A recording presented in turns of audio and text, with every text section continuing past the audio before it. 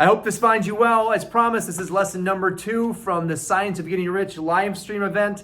And I promise you a video a day until I've either A, exhausted you or exhausted all the topics. Now, I don't know that that's going to happen.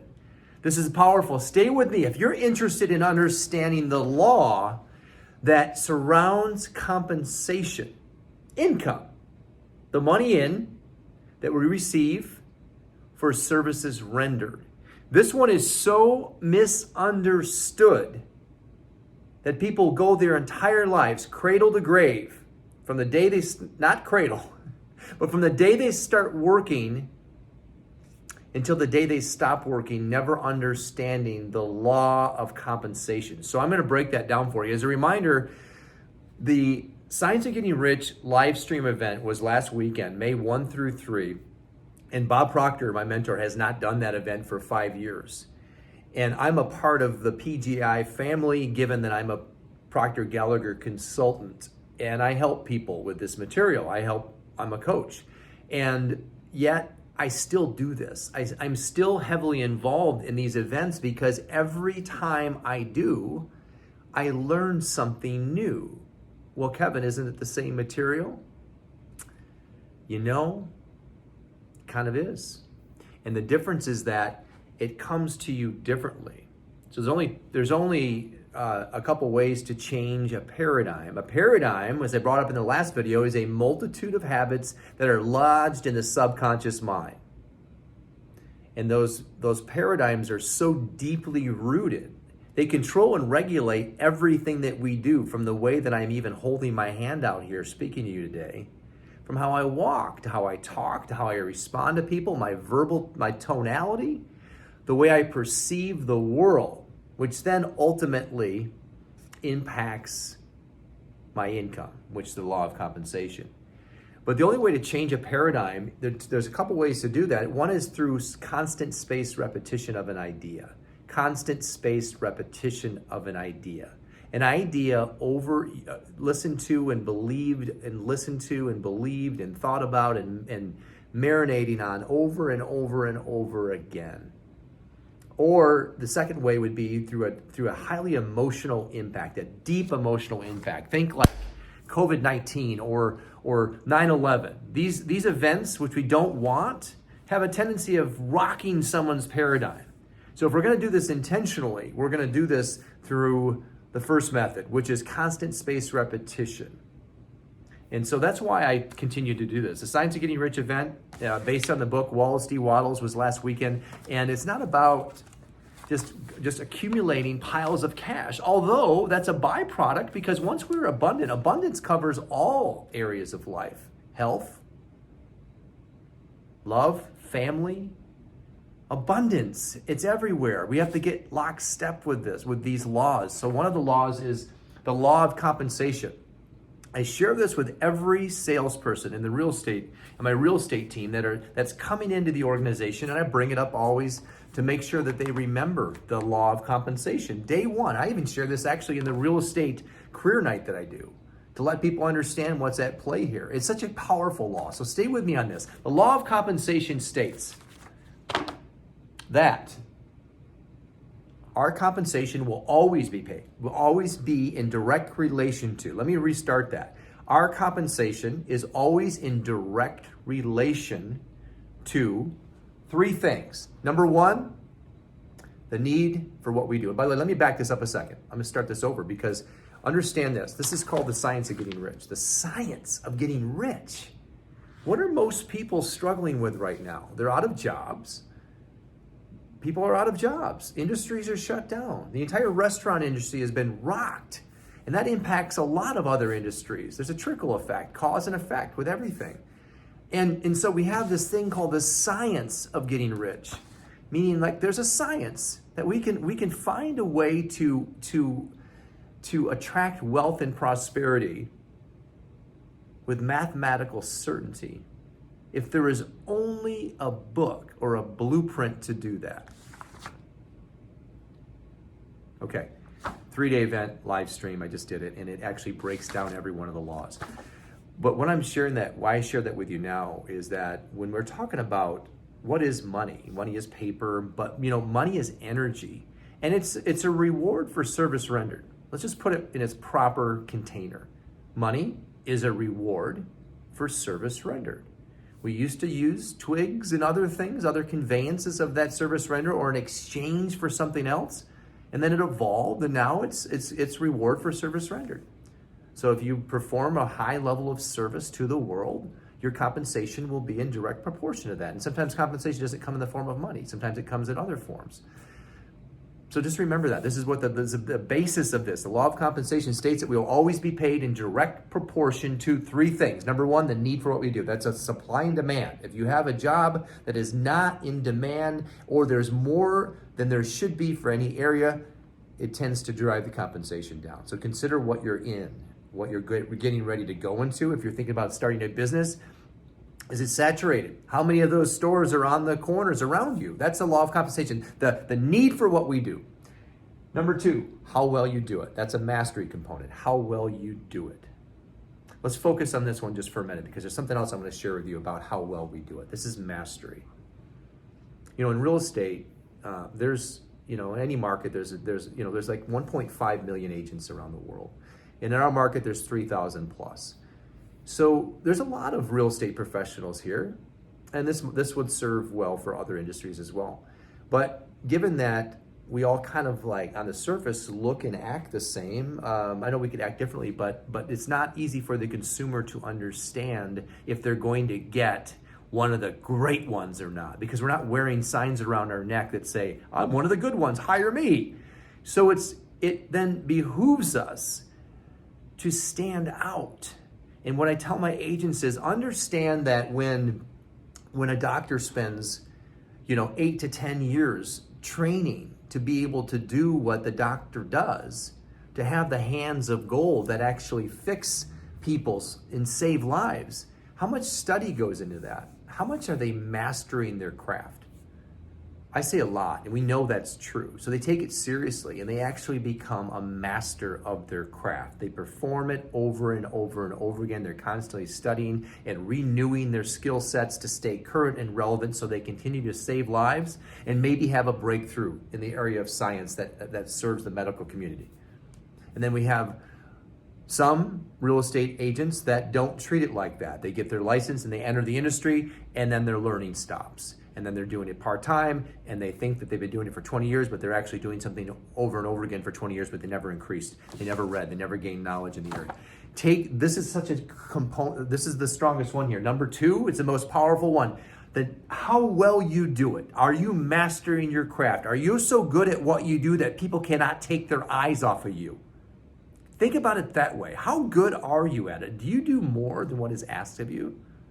One of the things we hear said a lot when we're listening to Bob Proctor talk is he said, if you never do more than you're paid for, you'll never get paid for more than you do. I'll repeat that. If you never do more than you're paid for, you'll never get paid for more than you do.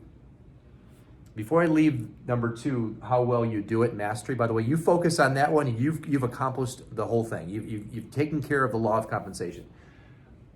But we talk about a certain way. The certain way is all through the science of getting rich because our success is in direct proportion to doing things in a certain way. Everywhere, a certain way. So what is a certain way? Let's read from Waddles for a second. A certain way. A person's way of doing things is the direct result of the way he thinks about things. To do things in the way you want to do them, you will have to acquire the ability to think the way you want to think. This is the first step towards getting rich. And to think what you want to think is to think truth regardless of appearances. To think truth. So what he's saying here is that we all, and I've covered this in many videos. In fact, if you look up here, you can see the stick person with the 5 antennae coming out the head. That's a depiction of our seeing, hearing, smelling, tasting, and touching, which is what most people use to navigate through their life, which is good because it keeps us alive. But what he's saying is that to think truth, regardless of appearances, meaning regardless of what I see in front of me, If the goal is to have a certain income level, but I see in front of me what my current income level is, I've shut it down. I can't see, if I can't see past my senses, I'm animalistic in that way. I haven't used my creative imagination. So the certain way, as it applies to how well you do it, is that when one has a goal that is so big that they get excited about it, not just excited, but they become emotionally involved in the goal and then begin to impress that in their subconscious mind over and over again. Subconscious is in every cell of the body. And what happens is, let me move this over here a second. You can see out here, that puts our body in action. So there's a reason why some people get after it. You've heard the term get after it. They just go and they're motivated and they get stuff done and they power through and they can get done in more than one day what people take an entire week to get done. They have impressed upon their subconscious a worthy ideal, something that has them so fired up that they can't even stop themselves. That's what that means. So when that happens is their body is in action. They are doing things in a certain way. In a certain way. People respond to them differently when we are doing things in a certain way. I can tell when I'm doing things in a certain way, when I'm emotionally involved in something. I'm emotionally involved in this video right now. I'm putting everything I can into this. And when I do that, when I'm serving and giving and sharing information, it comes back because of law, because of cause and effect, the law of laws. So a certain way, there's a different way of doing something. It's not just functionary. It's not just going through the motions. It's doing more than you're asked. It's doing more than you get paid for. It's doing it in such a way that you are emotionally involved in a big goal that puts your body in action, and you are doing things in a certain way, and you are mastering that. And people cannot take their eyes off of you because you're so damn good at what you do. So if you're doing a job that you're not happy with, remember, you can do it in a certain way until such time that the opportunity that you're looking for or that you're going to attract once you learn how to do that, and we can talk about that too, to attract to you the opportunity that you're looking for. Do it in a certain way now, and that's all through the Science of Getting Rich. Do now in your current place all that you can do, more than that is required of you. That's all through the Science of Getting Rich, more than it is required of you, because you can't stand in front of the stove and say, bring me the wood, then I'll make a fire. You need to make the fire and then add the wood. Number 3, difficulty in replacing you. The difficulty in replacing you. Now, if you satisfy number 2, number 3 is taken care of. But just remember this, that if you were to exit your organization, whether you're an employee or you're a salesperson in a marketplace, either way, let's say you're a salesperson or a business owner. Let's say you're owning a business and you were to exit the industry and leave and go somewhere else and travel across the country. You've left the marketplace. If there isn't a ripple effect, a little ripple effect, something happened where they sense a loss, then you haven't satisfied number 3, which is the difficulty in replacing you, meaning because you haven't done number 2. You haven't done your job. You haven't done more than you were asked. You haven't mastered it. And so if you leave, it's a salesperson in an organization. If they leave and the company goes, all right, anyway, back to work. 0 ripple effect.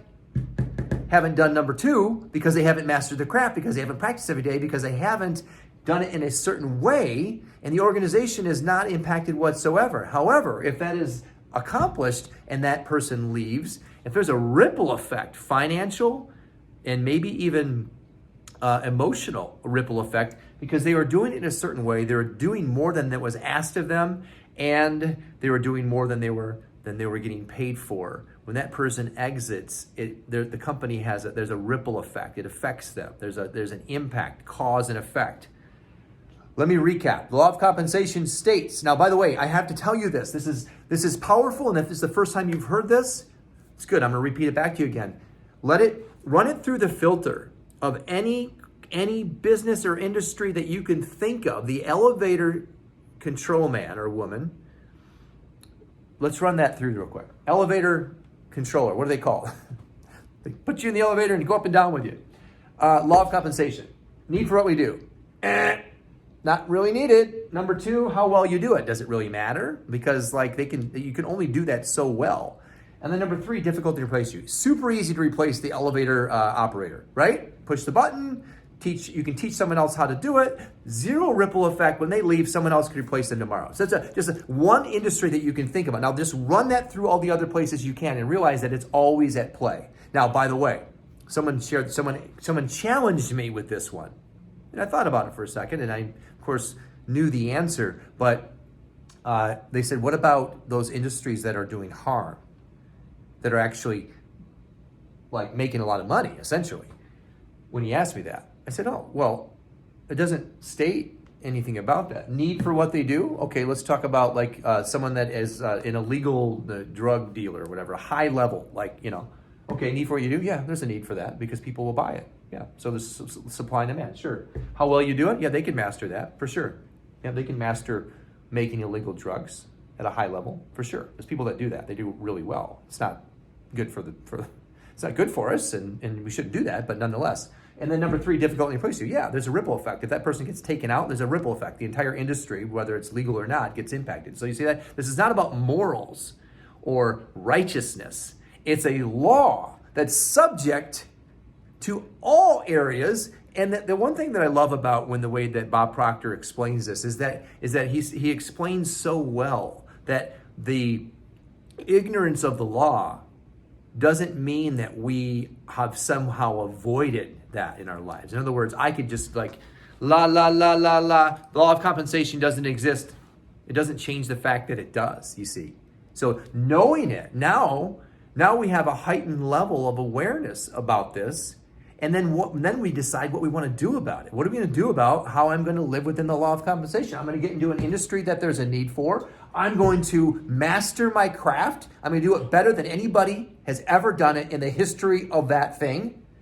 And I feel strongly about that one. If you're going to do it the best that you can. Study it. Be the best you can. There's books out there. There's ways that you can master. If you're a salesperson, you better be role-playing every day, and you better be practicing because it's that important.